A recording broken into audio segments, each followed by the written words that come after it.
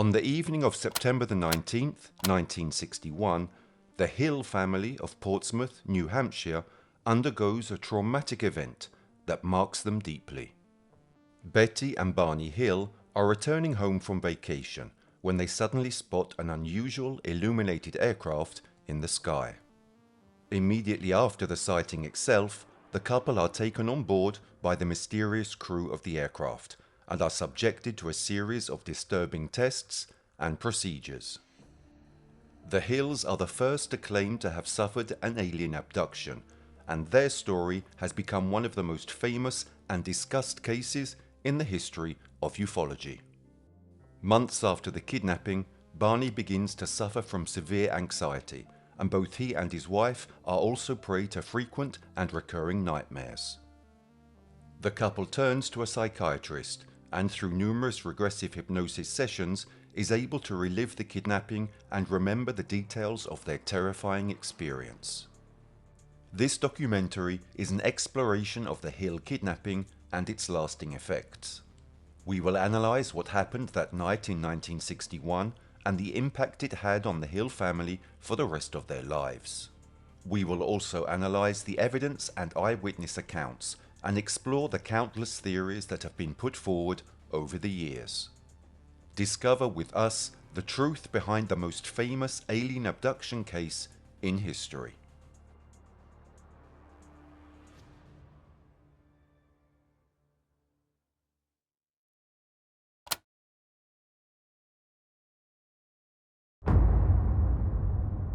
It is a quiet September evening, to be precise, September the 19th, 1961. The sun is slowly setting, casting a golden glow over the white mountains. The couple, Betty and Barney Hill, are driving in their old Chevrolet Bel Air with the windows down, enjoying the view. The trees are illuminated by the fading sunlight, giving the woodland a mystical feel. The two are driving to their home in Portsmouth after a short, abruptly interrupted vacation in Canada. The couple enjoys the tranquility of the journey, lost in their own thoughts while the radio plays in the background. A news report interrupts the music with an update on the weather conditions. A hurricane is moving up the coast and could reach as far as New Hampshire. The two exchange a worried look. Barney decides to put the pedal to the metal, hoping to be able to get home before the storm arrives. The car's engine roars as they zoom along the mountain roads of the US Route 3, the trees blending into the distance. The sun has now set, leaving behind an orange and pink sky, which slowly begins to darken as night falls, and the stars become more knitted in the sky. According to Barney's estimate, they should reach home by 3 in the morning.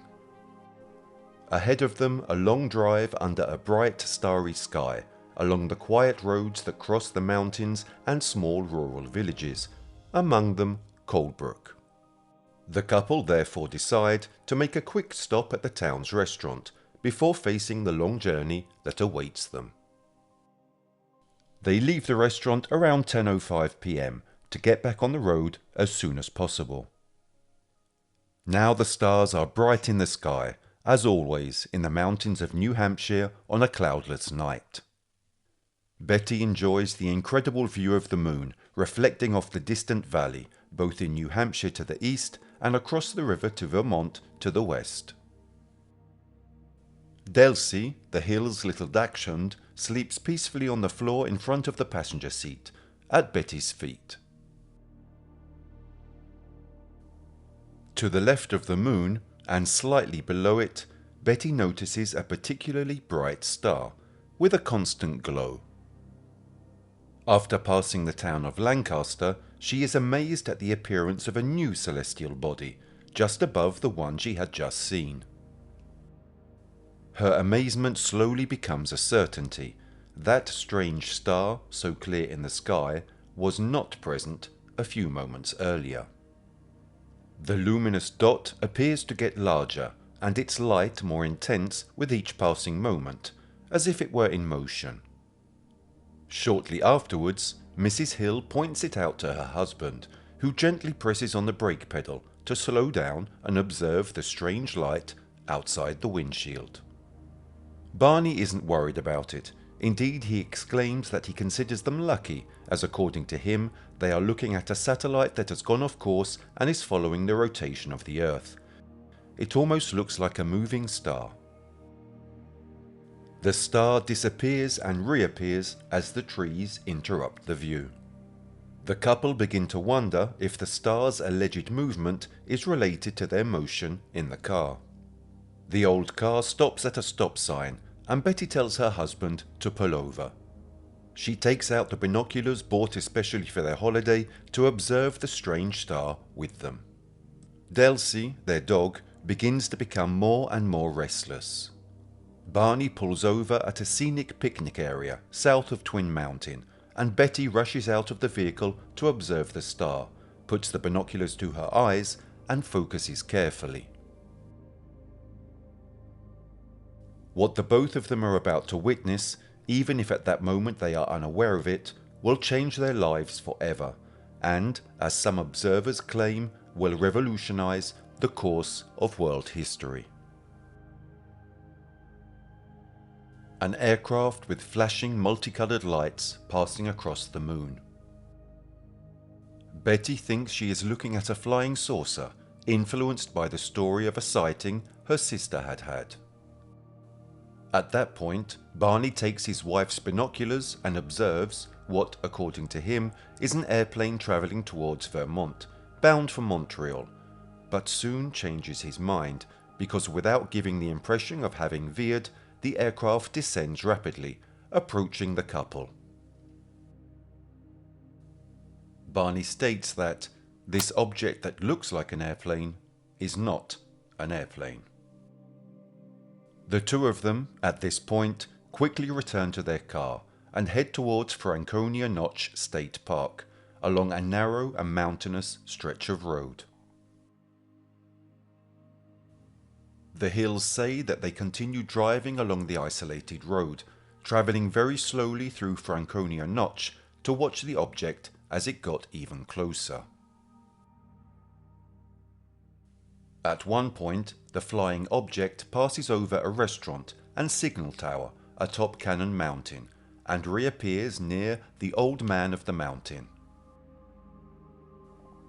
Betty testified that the object was at least 1.5 times the length of the granite cliff, which was 12 meters long, and that it appeared to rotate.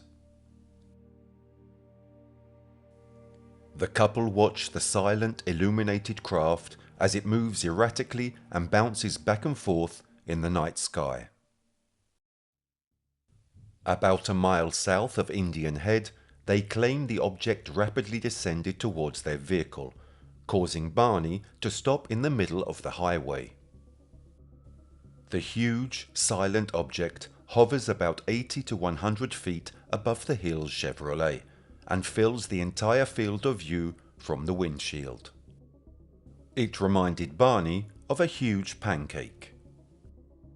With a gun in his pocket, he walks away from the vehicle and approaches the aircraft. Using the binoculars, Barney sees 8 to 11 humanoid figures peering out of the windows of the spaceship, who appear to be watching him. In unison, all but one of the figures move towards what appears to be a panel on the back wall of the corridor surrounding the front of the spaceship. The only remaining figure keeps looking at Barney and sends him the message, "Stay where you are and keep watching." Barney recalls observing humanoid forms wearing shiny black uniforms and black caps, and then red lights on what appear to be bat-wing things beginning to emerge from the sides of the craft, and a long structure descending from underneath it. At that point, Barney runs to his car in an almost hysterical state, yelling at Betty, "They're going to capture us." The object moves its position directly above the vehicle. The two drive away as fast as possible. Betty rolls down the window, and looked up. Almost immediately, the Hills hear a rhythmic series of beeps or buzzes, which they say seem to bounce off the trunk of their vehicle. The car vibrates and a tingling sensation runs through their bodies. A second series of beeps and buzzes bring the couple back to full consciousness. They realise they have travelled nearly 35 miles south, but have only vague and fragmentary memories of driving along this stretch of road. They have memories of making a sudden, sharp, unplanned turn, encountering a checkpoint, and observing a fiery orb on the road. Arriving home around dawn, the Hills say they experienced strange sensations and urges they could not explain. Betty insists that they keep their bags by the back door rather than taking them into the house. Their watches had suddenly stopped working. Barney notices that the leather strap on the binoculars was torn, though he doesn't remember how it happened.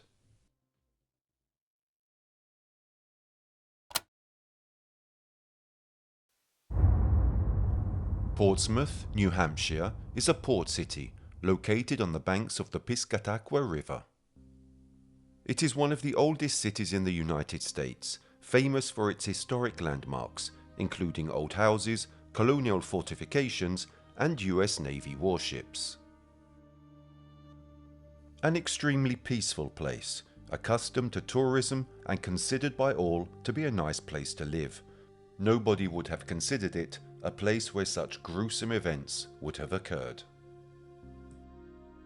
From that day, the life of two ordinary people is turned upside down, bringing different elements before the critical eye of the public. One thing that is unusual for that period is undoubtedly the fact that the Hills form an interracial couple. Barney is in fact a proud member of the NAACP, the National Association for the Advancement of Colored People, a civil rights organization of the United States which began in 1909 as an interracial effort to promote justice for African Americans. While Barney is busy with the NAACP and his postal service job, Betty is a social worker, active in the local Unitarian congregation. The trip for their holidays was Barney's spontaneous idea, who, shortly before, had been assigned to the night shift of the Boston Post Office, where he worked as a sorting assistant. Though the harsh realities of the New Hampshire winter would soon be upon them, the roads would be clear and traffic would be light, the perfect conditions for a leisurely road trip. That morning, the couple playfully plan their trip over a cup of hot coffee, but Betty thinks it's an excellent idea. Their lack of immediate funds is partially compensated for by Betty's idea to borrow a car fridge from a friend. In this way, the expenses for meals in restaurants would be reduced. They would travel leisurely, avoiding highways, make a short visit to Niagara Falls, tour Montreal, and then return to Portsmouth.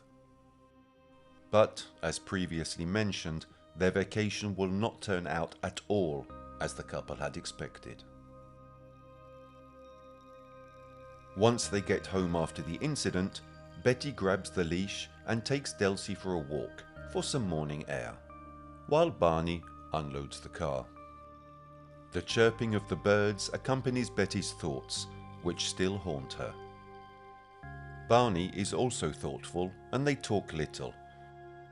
For a reason she can't pinpoint, Betty asks Barney to put their bags in the back hallway instead of taking them into the house. He kindly agrees and then continues to unload the car. Reaching for the binoculars, he notices something unusual. The leather strap he put around his neck the night before is torn in half. After Betty's morning walk, the two sit down at the kitchen table over a cup of coffee, but not before Barney goes to the bathroom to check his lower abdomen, which, for seemingly inexplicable reasons, is sore. After coming out of the bathroom, The two talk about what happened and decide not to tell anyone about it. The latter part of their trip remains extremely vague. They remember almost nothing of the journey from Indian Head to Ashland. They have some fragmentary recollection of the Plymouth crossing, just north of where they heard the second set of beeps. Barney is baffled and confused by the absence of sound in the strange vessel. He tries to classify it as a normal aircraft, despite its completely foreign appearance and the otherworldly feeling it aroused in him. The two, however, do remember two series of distinct beeps. Their recollections are similar, even if fragmentary, and both speak of a large, luminous, moon-shaped structure which seems to touch the road while remaining stationary under some pine trees. Betty, forcing herself to remember, thinks that Barney made a sharp left off Route 3, but she has no way of identifying where this might have happened. When they see the moon-shaped object, Barney vaguely remembers telling Betty, "Oh no, not again." Betty recalls her reaction to Barney's denial that it could have been an unidentified flying object. She thinks, that's how Barney is. If something scares him or he doesn't like it, he just tells himself it never happened. Barney looks at the clothes he wore the night before and to his astonishment discovers that his best shoes are badly scuffed along their tops. For a moment he is puzzled by the numerous smudges around his trouser leg bottoms and on his socks, until he remembers walking in the open plain of Indian Head. Barney, who pays particular attention to dressing well, can't understand why the tops of his shoes are so ruined. Finally, he thinks that somewhere in that field he dragged the tops of his shoes on some rocks. He doesn't know exactly how, and pretends he doesn't care. The sudden memory of the incident in the field near Indian Head made him go to the back door and look up at the sky again. He expects something, but doesn't know what it is. He struggles to remember what happened after looking through the binoculars and running back to the car, but nothing comes to mind. During the morning, he talks about it with Betty, who presses him on to rush back to the car in a state of agitation, and why he thought that they would have been captured, and why didn't he hear her yell to get back into the car. Barney also feels an unexplained pain in the back of his neck. Their intention to maintain absolute confidentiality about their experience begins to waver during that same morning.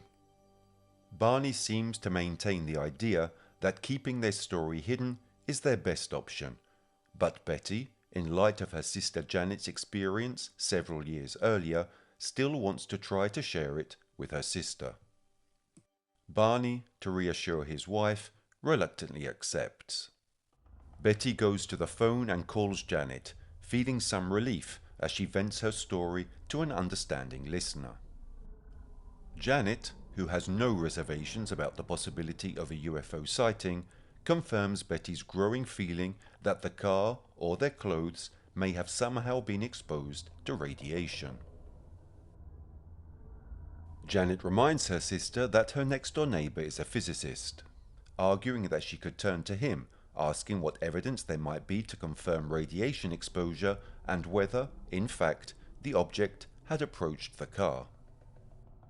Betty stays on the phone waiting for her sister, who returns after a few moments. Janet reports the physicist's opinion, who claims that any ordinary compass would be able to demonstrate traces of radiation.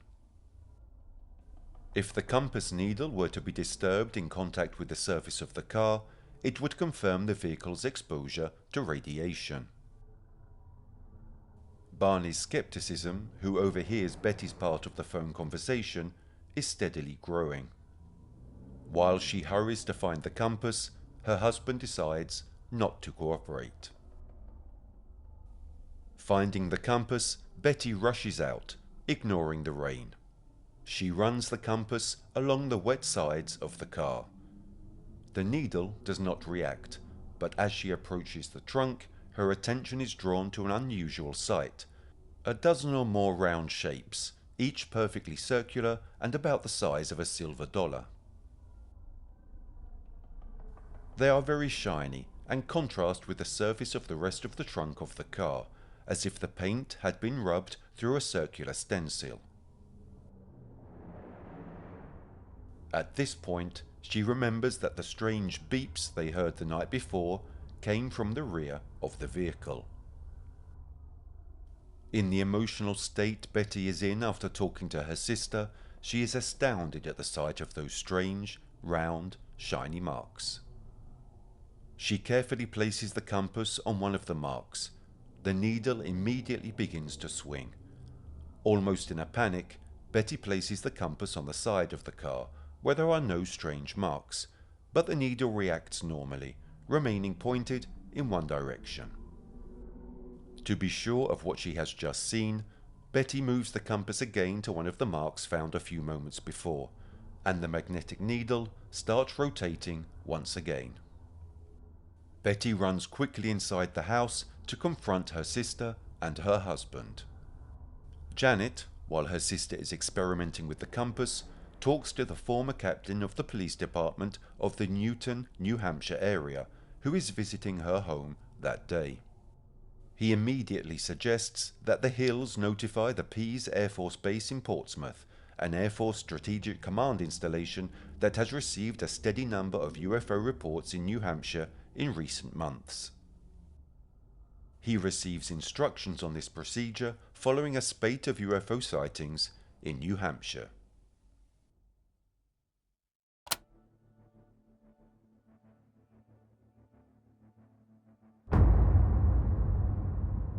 Betty is haunted by the thought that they may have been exposed to radioactivity, though she realizes that the Air Force Base officers may mistake her account for a joke.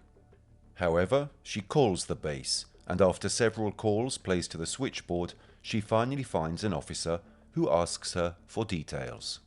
The attitude of the cynical and uncommunicative officer leads Betty to recount the events in a vague way, skipping the details relating to the vision of the double row of windows, believing that this would have made her the target of further cynicism. Among the elements that Betty chooses to tell, she mentions the fins that seem to separate on the sides of the aircraft, with two red lights on both sides.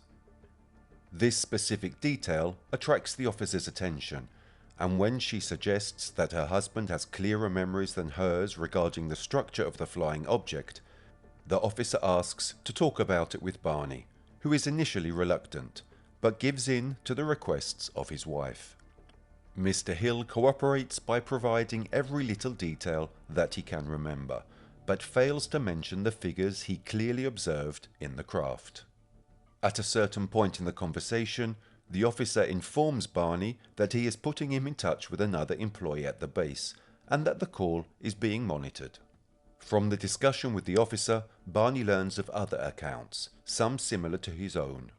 He feels relieved, having thus ruled out the possibility of being considered irrational in reporting something without an apparent explanation. Both of the Hills, however, do not recount the perfect and somewhat unusual marks on their car, and Barney continues to hesitate about revealing the figures he saw aboard the vehicle behind the curved windows.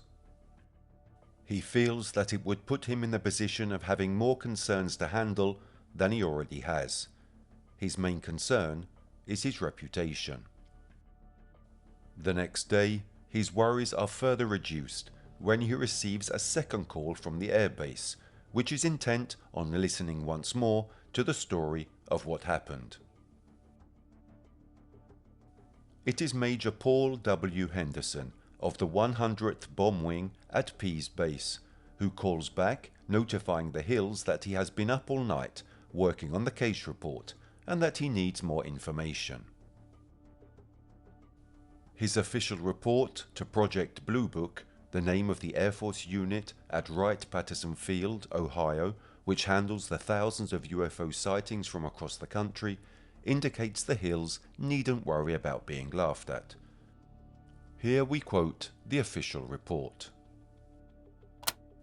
On the night of the 19th-20th of September, between 20:001 and 20:0100, Mr. and Mrs. Hill were travelling south on Route 3 near Lincoln, New Hampshire, when they observed, through the windshield of their car, a strange object in the sky.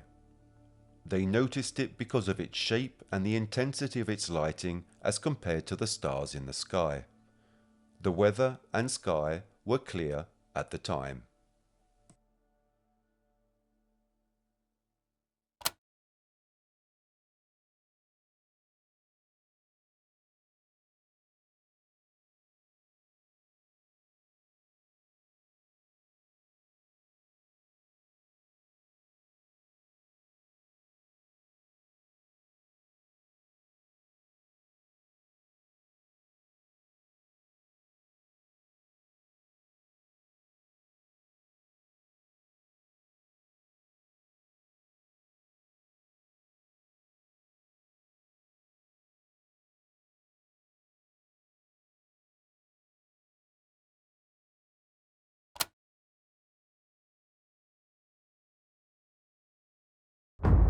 A short time later, Betty goes to the library to learn more about unidentified flying objects.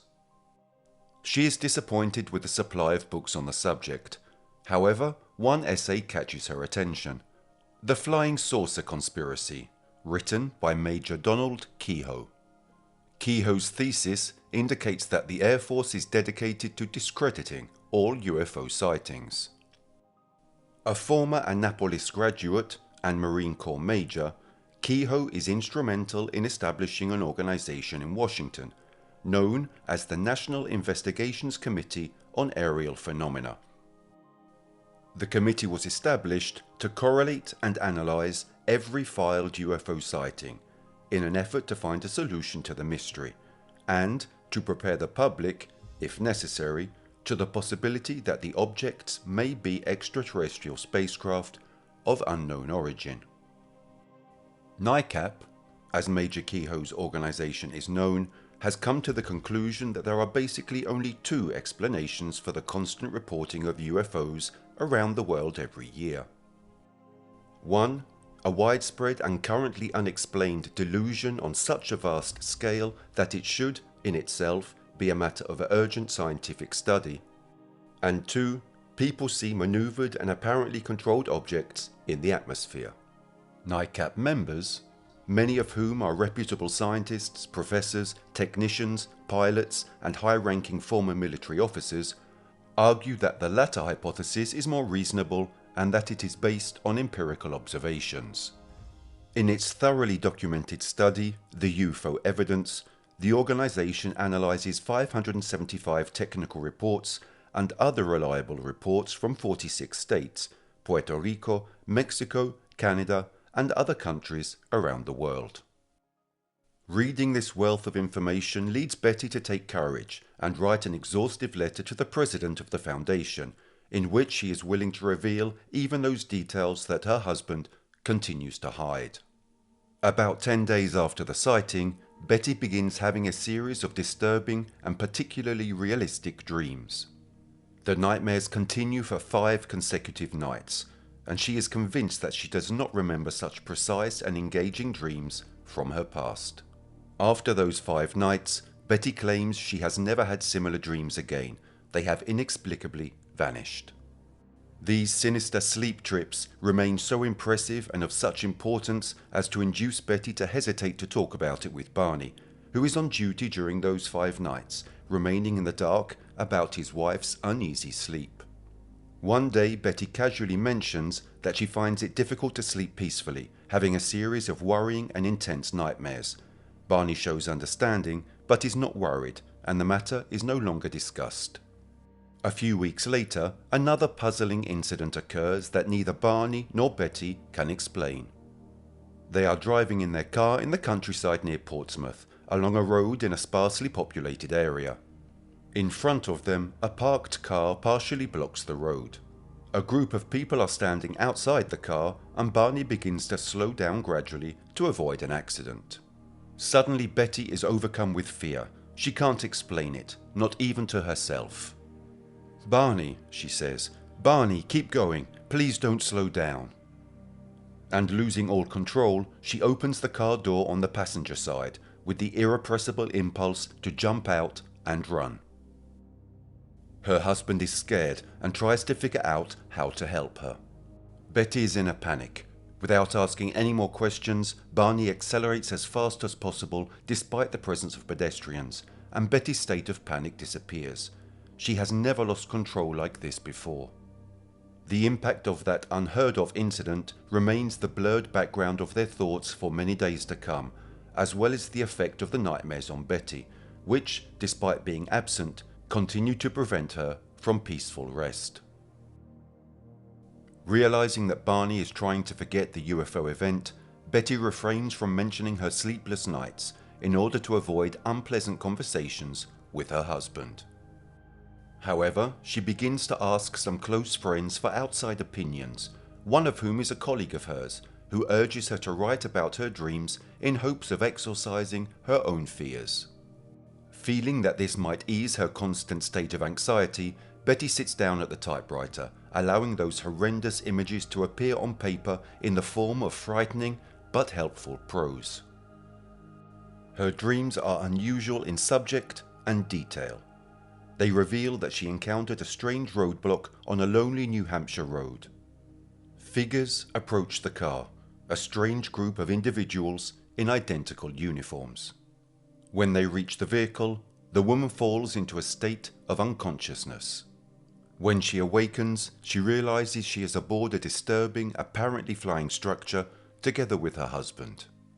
Here she is subjected to a thorough physical examination by what must be intelligent humanoid beings.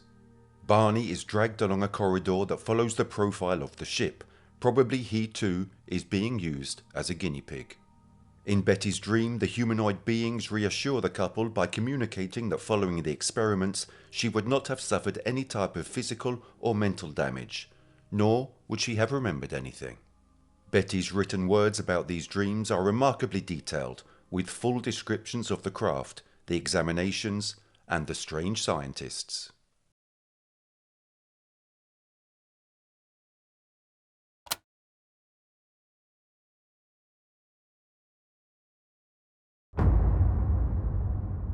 The letter that Betty sent to Director Kehoe describes in detail the events of that terrible night, and it was an important preview of the events that would follow. Betty and Barney evaluate the possibility of undergoing hypnosis sessions, induced by the accursed need to remember what actually happened to them. The letter also attracted the attention of the well-known Walter N. Webb, an astronomer and member of NICAP, known for his rich research related to the truth about the UFO phenomenon. Webb, initially very skeptical, however decides to go to Portsmouth to talk to the couple and make sure that they are not desperate people looking for fame and attention, and to verify the presence of a potentially disconcerting truth. The researcher decides not to be influenced by prejudices and still wants to listen to their stories. Once he arrives at the Hill home, Webb begins what will turn out to be a more than 6-hour-long interview, after which he declares, "We skipped lunch and we went on all afternoon into the evening. During this time, I questioned them, both together and separately. I tried to catch them out somehow, but couldn't. I just couldn't. Theirs was an ironclad story. They seemed to me to be a sincere and honest couple returning home from vacation, late at night on a lonely road, when suddenly something completely unknown and indefinable fell upon them. Something alien and foreign to their existence." 5 days later, Webb completed his report for NICAP in Washington, examining the incident in minute detail, studying the position of the moon and planets, the weather conditions, and a detailed description of the object, including the drawings the Hills had provided. The long document drawn up by Webb ends like this. After questioning these people for more than 6 hours and studying their actions and personalities during this time, there is no doubt that they were telling the truth and that the incident occurred exactly as reported, except for a few small uncertainties and technicalities that must be tolerated in any such observation where human judgment is involved: the exact time and duration of visibility, the apparent size of the object and occupants, the distance and height of the object, etc. While their occupations don't particularly qualify the witnesses as trained scientific observers, I was struck by their intelligence, apparent honesty, and obvious desire to get to the facts and dig into the more sensational aspects of the sighting. Mr. Hill was a complete UFO skeptic before the sighting. In fact, the experience had so shaken his reason and his sensitivity that evidently his mind had failed to adjust. In conversation with me and with his wife after the sighting, there was a mental block when he spoke of the leader who was peering at him from the window.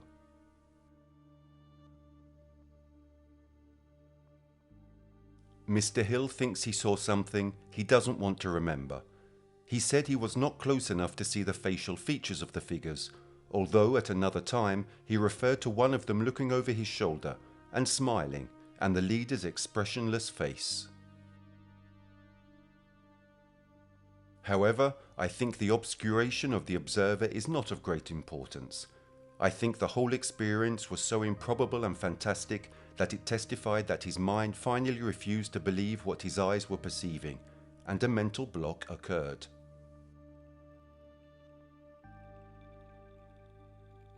The document drawn up by Webb causes a sensation within NICAP, and the Hill case is also observed by the scholars C.D. Jackson and Robert E. Horman, who visit the spouses in November 1961. After reading Webb's initial report, Jackson and Horman formulate several questions and hypotheses for the couple. The main doubt they have concerns the duration of the trip. Although the Hills noted that they arrived home later than expected, they did not realize that they arrived home 7 hours after leaving Colebrook.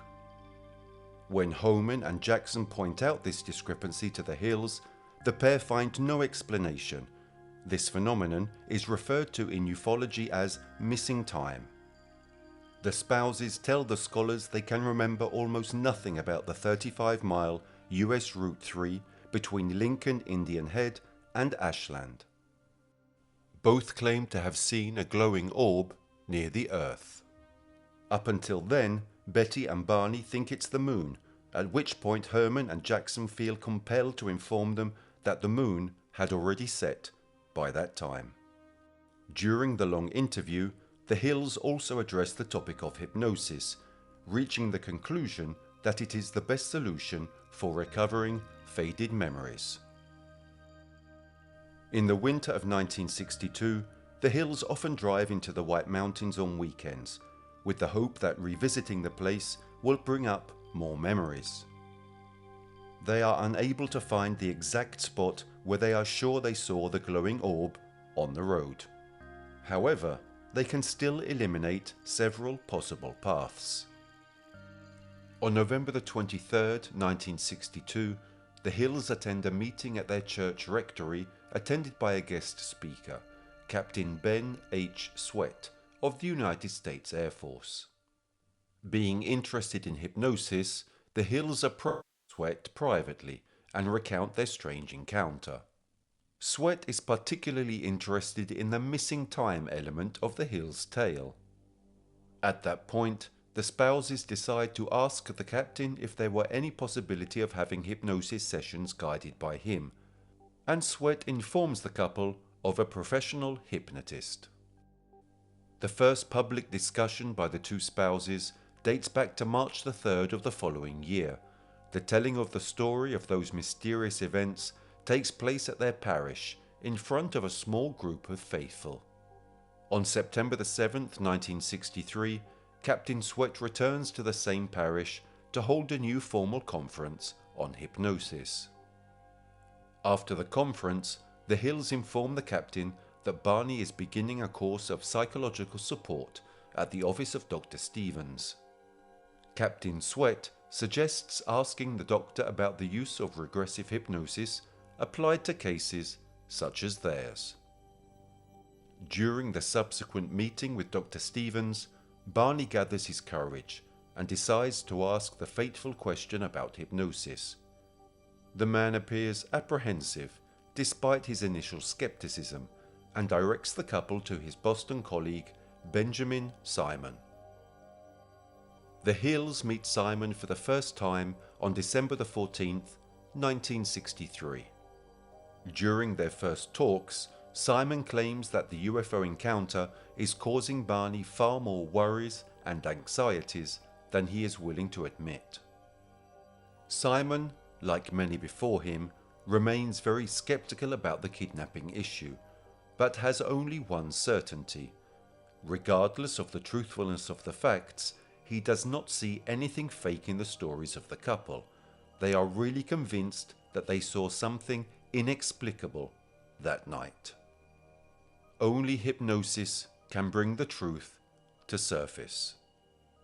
Through therapeutic use, regressive hypnosis has the function of bringing out memories and emotions lost in the unconscious. The actual sessions begin in the winter of 1964, preceded by some test sessions. What you are about to hear is the outcome of these gruesome hypnosis sessions.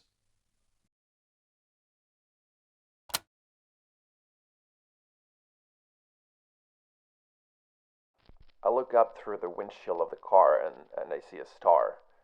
And that's funny, but I said, Betty, that's a satellite. And then I pull over to the side of the road and Betty jumped out her side with the binoculars.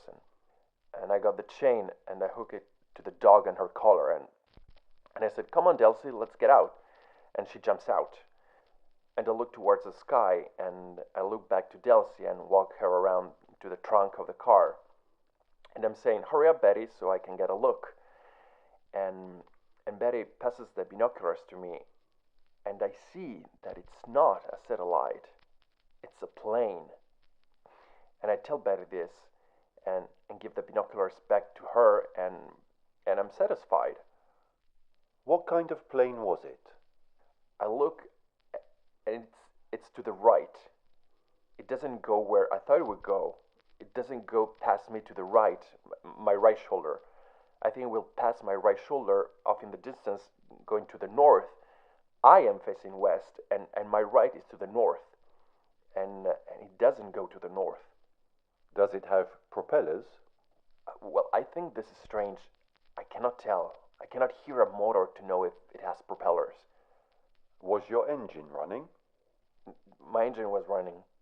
How about the noise that it had been making before you had your car greased?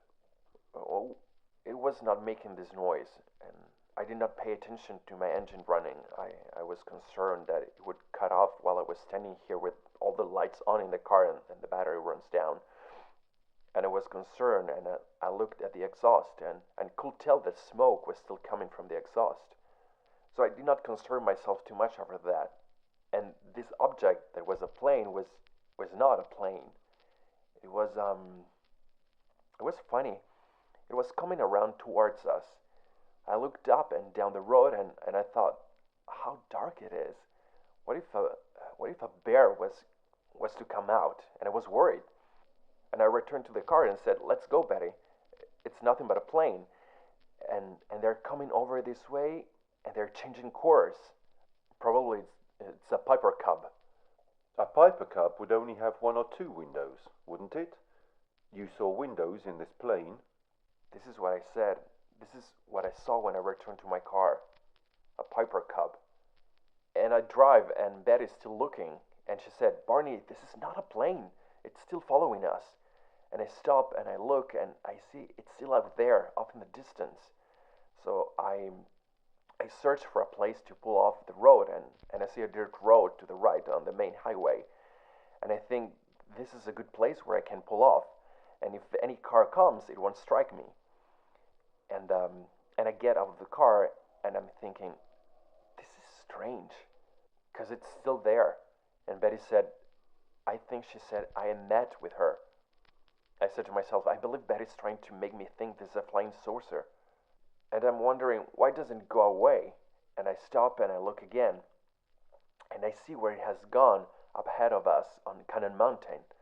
And I think when I get past Old Man on the mountain, it will be in a good area to look and see this thing, and I'm going to report it. Do you still think it was a Piper Cub?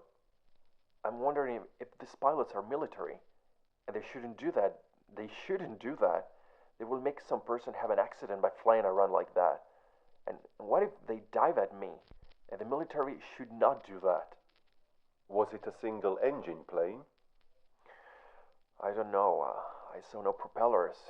It was just a light moving through the sky, and I heard no noise. And I think this is ridiculous. Betty, this is not a flying saucer. What are you doing this for? You want to believe in this thing, and I don't. And it's still there. And I wish I could pass a state trooper or someone, because this is dangerous. And Betty is making me mad. She's making me angry because she's saying, look at it. It's strange. It's not a plane. Look at it. And I keep thinking, it's got to be. And I want to hear a hum. I want to hear a motor. How far away was it? It wasn't far. It was about 1,000 feet, I guess. If it were a Piper Cub, do you think it would have been silent at this distance? I don't. I know it's not a Piper Cub. It was too fast. It moved too fast. It will go up and down, and it could go back so fast, and it could go away and come back. I want to wake up. You're not going to wake up. You're in a deep sleep. You are comfortable, relaxed. This is not going to trouble you. Go on. You can remember everything now. It's over on my right. God, what is it? And I try to maintain control so Betty cannot tell I'm scared, but God, I'm scared. It's all right. You can go right on. Experience it. It will not hurt you now. And I get out with the binoculars, and it's there, and I look, and it's just over the field, and I think I'm not afraid. I'm not afraid. I'll fight it off. I'm not afraid. And I walk out, and I walk across the road, and there it is, up there. Oh God, it looks like a big pancake with windows and a row of windows and lights, and not lights, just one huge light. Rows of windows, like a commercial plane. Rows of windows. They're not like a commercial plane because they curve around the side of this pancake. And I said to myself, my God, no, I have to shake my head. I've got, this can't be true. This isn't here. And there's a man there. Is he a captain? What is he? He's looking at me. Why, what do they want? What do they want? And one person looks friendly to me. He's friendly looking. And he's looking at me over his right shoulder, and he's smiling. But could you see him clearly? Yes, I could. What did he look like? His face was round, and his eyes were slanted. He had a black scarf around his neck, dangling over his left shoulder, and I know this creature is telling me something. Telling you something? How? How is he getting it to you? I can see it in his face. No, his lips are not moving, and he's just telling me, don't be afraid. I'm going to be safe. Stay there and keep looking. Just keep looking and stay there. Calm down. How can you be sure he was telling you this? His eyes.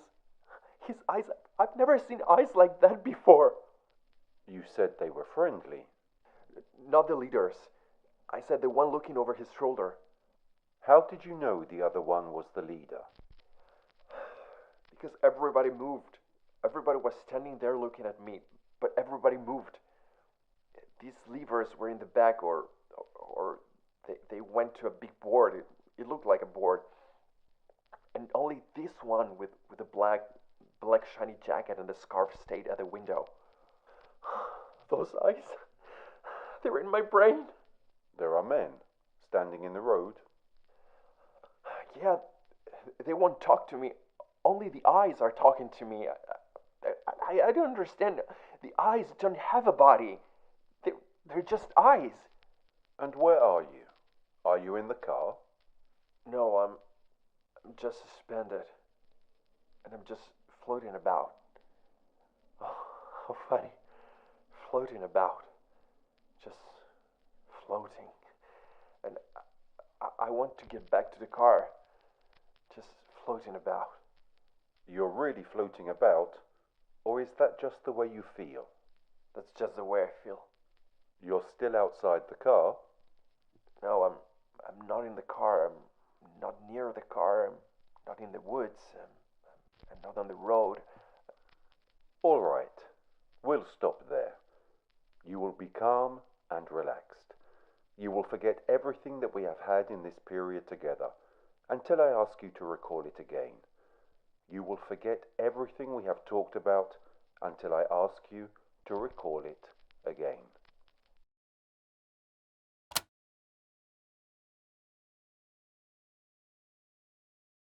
You are in a deep, deep sleep. Deep asleep. Fully relaxed and far asleep. Very comfortable. Fully relaxed. Deep asleep. Far asleep. Deep, deep sleep. Now we're going to go back to your vacation in September of 1961, as you were coming from Niagara Falls to Montreal. You will remember what you did, and you will recall everything, all your experiences, all of your memories, all of your feelings, and you will give me all of this in full detail. Now tell me all that you experienced, all that you felt, you and your husband. We're driving along, and the streets were wide, the sun was shining. There are quite a few people in the streets, and I was looking at the houses and stores and windows, and we kept driving and looking around. The moon was bright, but not quite full, but very bright and large, and there was a star down below the moon, on the lower left-hand side of the moon. And then, right after we left Lancaster, I noticed that there was like a star, a bigger star, up over this one, and it hadn't been there. And I showed Barney, and we kept watching it. It seemed to keep getting bigger and brighter, and we watched it for a while. And I was puzzled by it, also curious. And while I was watching it, Desley was getting somewhat restless. And then we went by a mountain that obstructed the view. And when I got to where I could see the star again, I thought it had moved. I wasn't quite sure, so I kept watching it. And it seemed, so it did move. And Desley was restless. So I told Barney we should let Desley out, and it would give us a chance to look at this star through the binoculars. I was looking through the binoculars at the object, and Barney was saying it was like a satellite. But it wasn't. It was moving fast. But when it went in front of the moon, and I saw it travel across the whole face of the moon, and it was odd-shaped, and it was all flashing different colours. How far away would you say it was? It looked at the time it wasn't close to us, but I could see it outlined in front of the moon, and there were searchlights rotating around it. They were bright colours, like a bright orange light, almost like a reddish beam. I saw it go in front of the moon. I was sort of fascinated, but I kept watching. I tried to get Barney to look, and I wanted him to see it before it got away from the face of the moon. But he kept saying, oh, it's a satellite. Round? Shaped like anything you know? A plane? No, not like a plane. All I could think of, like a cigar. Like a cigar? Yes, it was long, and there weren't any wings, and it was going sideways, like a cigar. It was going from left to right. It was just like holding a cigar up to the front of the moon, with all these lights flashing around it. So then Barney looked at it, and I took the binoculars and looked again and gave them back to him. And then I went over to put Desley in the car and got in the car myself and shut the door. And then Barney came over and got in the car, and he said, "They've seen us and they're coming this way."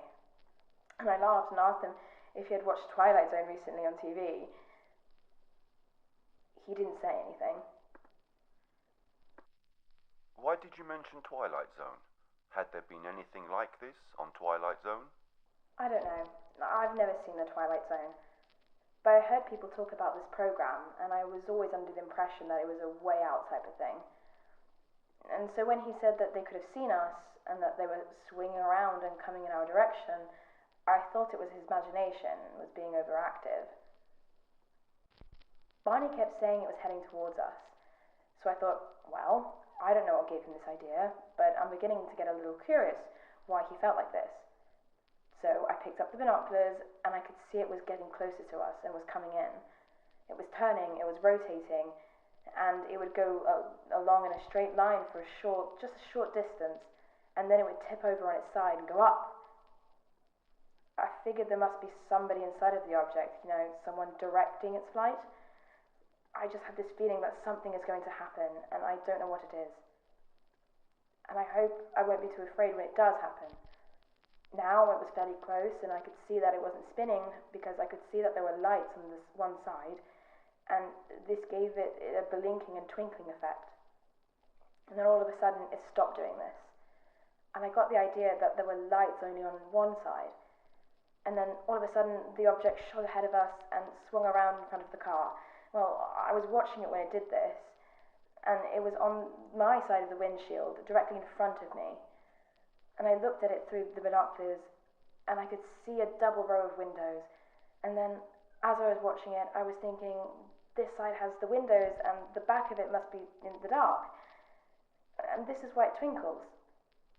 And while I'm sitting there, I'm amazed by all this. I don't know if Barney was laughing or crying, but he was saying that they were going to capture us. And all of a sudden, Barney said, "What's that? What's that? What's that noise?" And I said, "I don't know. All I could think of is some kind of electrical signal. Beep." I wondered, oh darn, why didn't learn Morse code? Because maybe this is the Morse code, and I don't know it. Then I thought maybe it's electrical, or maybe it's a shock. So I put my hand on the metal of the car, and I kept feeling and feeling, and I didn't feel a shock, no kind of electrical shock. But the whole car was vibrating. I was afraid when I saw the men in the road. Men in the road? There were these men standing in the highway, and I wasn't too afraid when I saw them. They were standing there, and I thought, well, they weren't so awful. There was, I don't know, they were just, I wasn't too afraid when I saw them. And they were just, I couldn't get a good look at them. But then I thought, well, are they in the car? A broken down car? What are they doing here? And these men started to come up to the car. They separated, they came into groups, and they started to do that. I got really, really scared. And the car motor died, and the car stopped. And they started to come towards us. He tried to start the car, it wouldn't start. And the men are coming towards us, and I thought, well, I can get away from them if I get the car door open, and I can run in the woods and hide, and I'm thinking of that. And I put my hand on the car door to open it, and the men come up and they open it for me. And then this man, these men,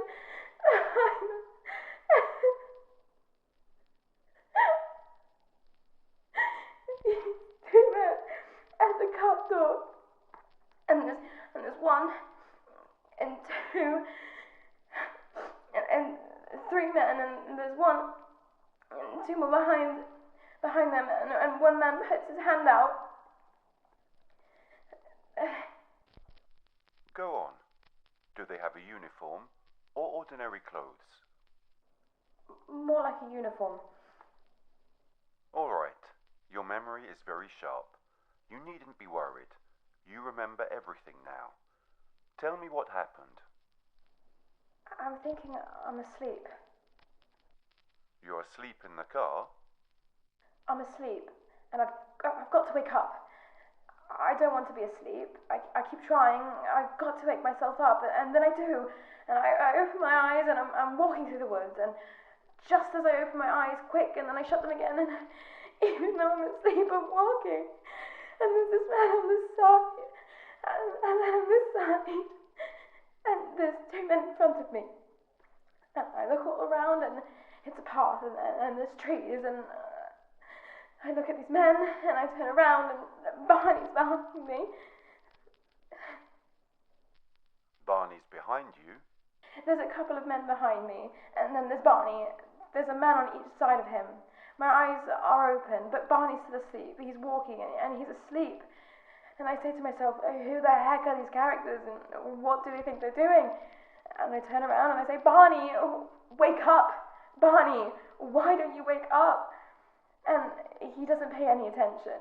He keeps walking and going a little bit further, and I turn around and I say his name again, Barney, wake up!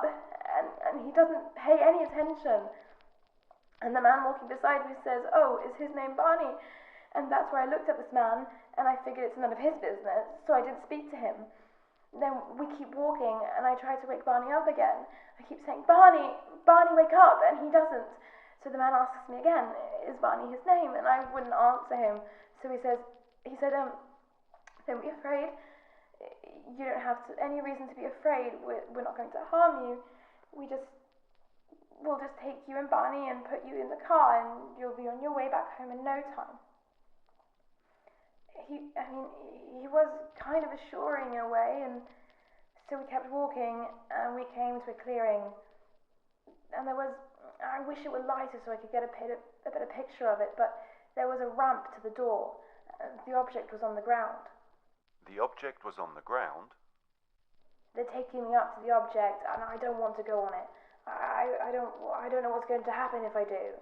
I don't want to go, and Barney's no protection. He's sound asleep, and I don't want to go on it. He's sound asleep. What was he doing? Walking along, or was somebody supporting him? Yes, there's a man on each side. Sort of, his eyes arc shut, and he doesn't hear anything I say, but he's standing on his own 2 feet, and he's in a daze, and they're sort of directing him, helping him along, and he's quite a bit taller than the other men. He's taller than the men? Yes, he's way above them. So when we get to the object, I don't want to go on it, and so the man beside me says to get on. He's a little angry with me. He said, go on, the longer you fool around about here, the longer it's going to take. You might as well go on and get over with it, and get back to your car. We haven't got much time either. So he and one of the others each take my arm, and I get sort of a helpless feeling. There's not much I can do at this point, but to go on with them. So I go up the ramp, I go inside, and there's a corridor to the left.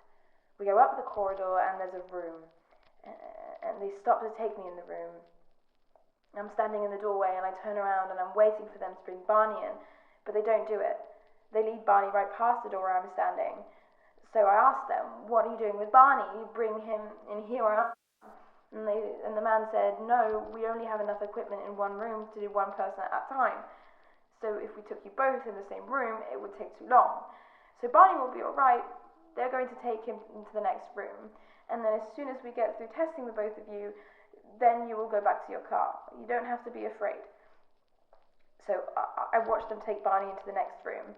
And I go into this room, and some of the men come in with this man who speaks English, and they stay for a minute. I don't know who they are. I guess maybe they're the crew, but they only stay for a minute, and the man who speaks English is there, and another man comes in. I haven't seen him before. I think he's a doctor, and they come in the door.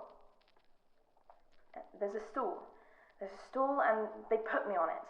I sit on a stool, and I have a dress. My blue dress is on, and they push up the sleeve of my dress, and they look at my arm there. They both look at my arm, and then they turn my arm over, and they look at it here, and they rub, They have a machine, I don't know what it is. They bring the machine over and they put, I don't know what kind of machine, it's something like a microscope, only a microscope with a big lens.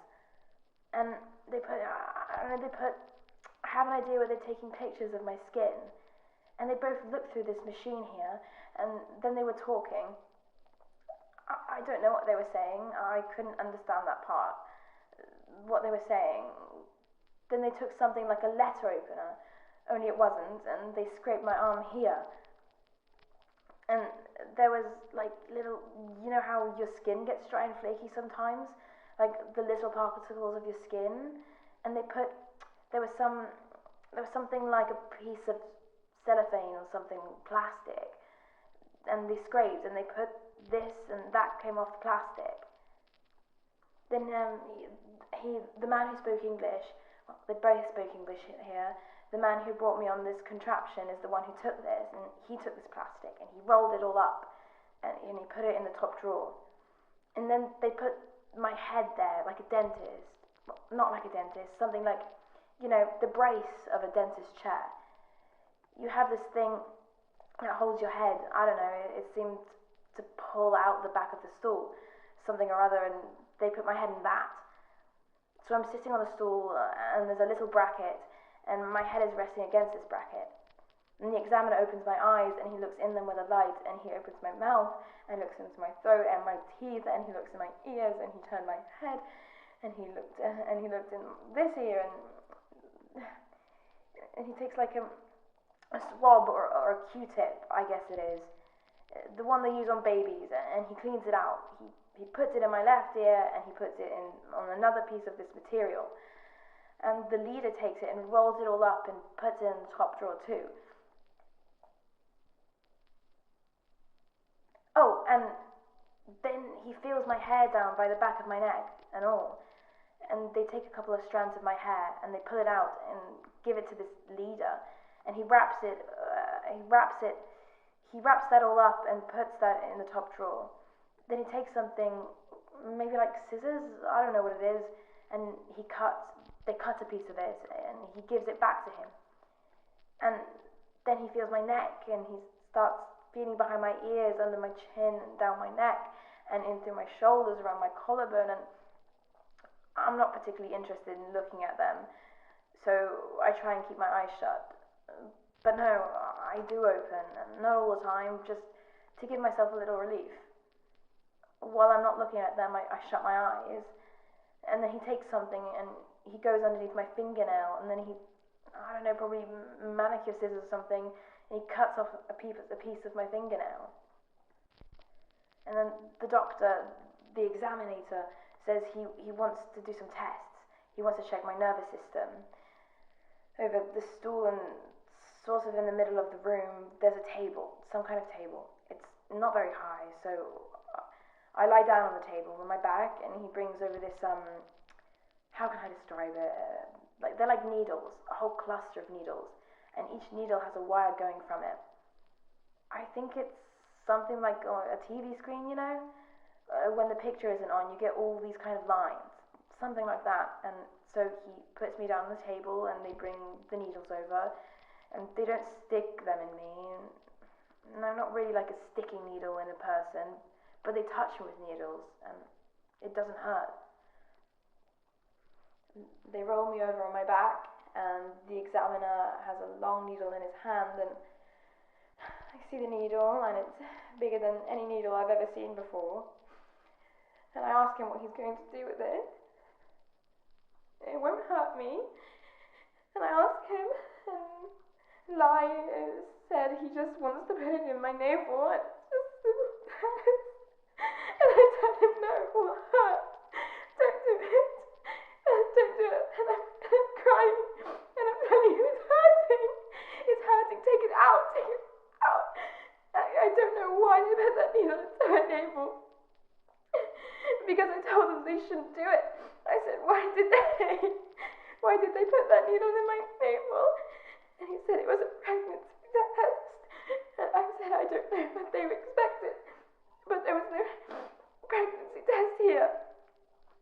And he didn't say any more. Because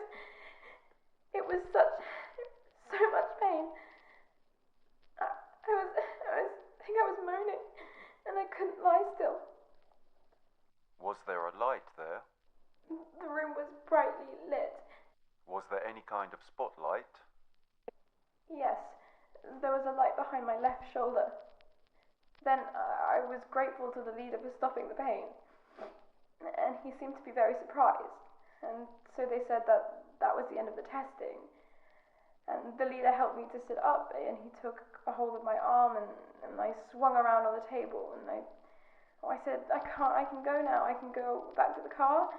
And he said, Barney isn't ready yet. So then I began to get worried, and I asked him why it was taking so long with Barney.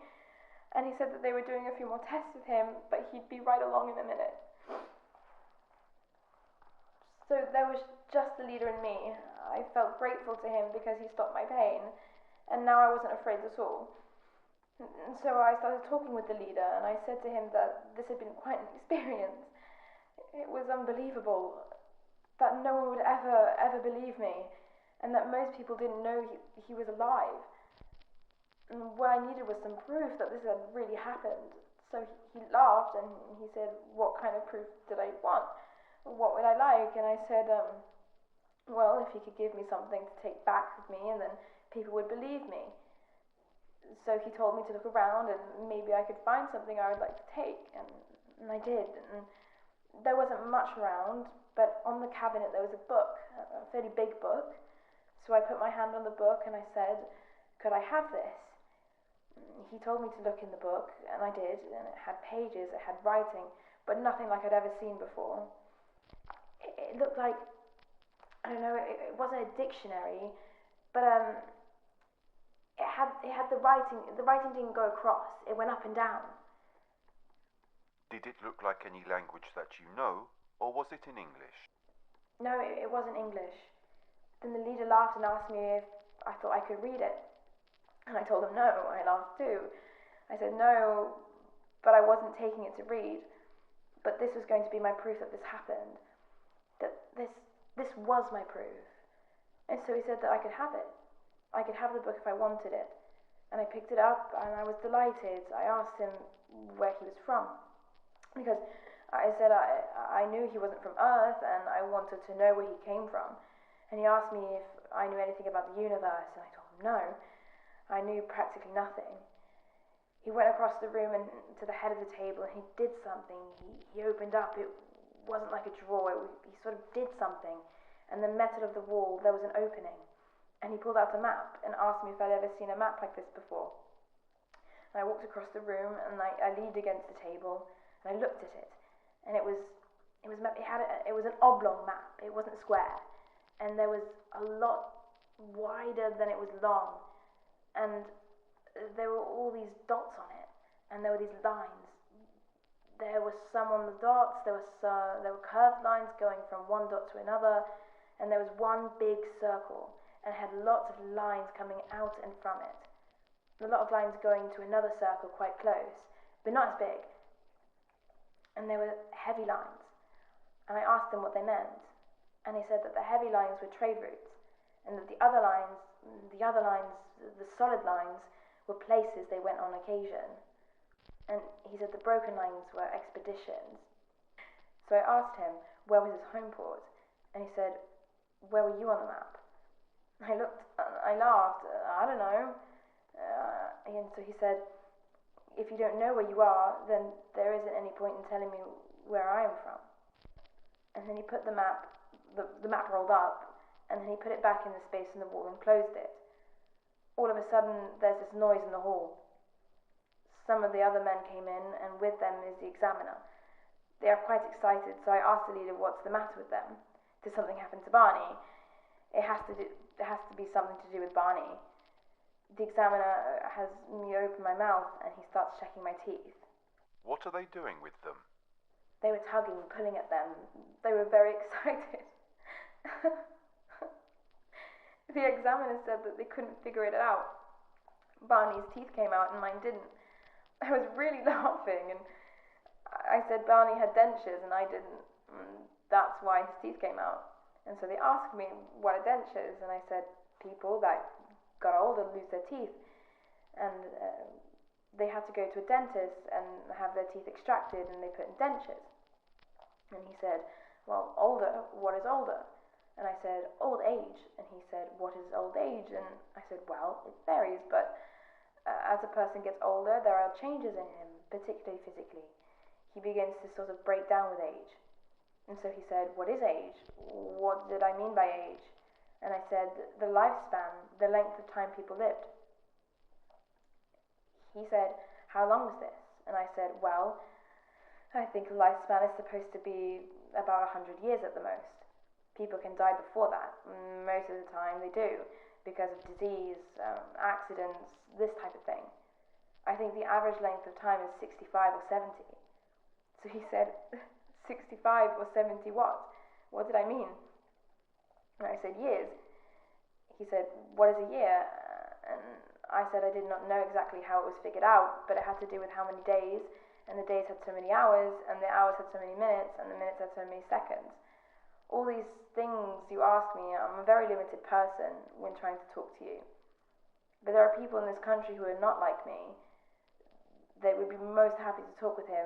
They could answer all his questions, and maybe if he could come back, all his questions would have answers. But if I did, I wouldn't know when to meet him. He laughed. He said, don't worry. If we decide to come back, we will be able to find you all right. We'll always find those we want to. And I said, well, now what do you mean by that remark? And he just laughed. And then Barney's coming. They're bringing Barney out. I hear the men in the corridor. And I said, Barney's coming. And he said, yes, you can go back to the car now. And I got the book, and Barney is coming up, and his eyes are still shut. And so it's time to go back to the car.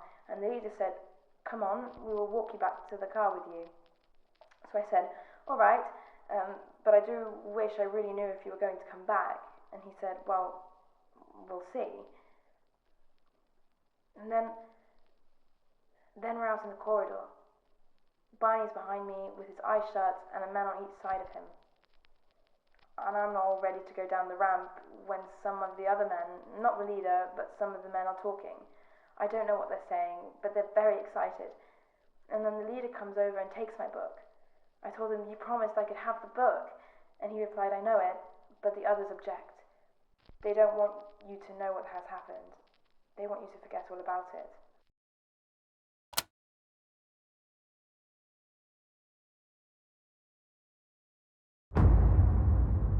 At this point, Simon suggests to Betty, after hypnosis, to draw a copy of the star map. Although the map she saw had many stars, she draws only the one she is sure of. The map consists of 12 major stars connected by lines and 3 minor stars forming a triangle. Betty argues that the stars connected by solid lines form trade routes, while dashed lines refer to less travelled stars.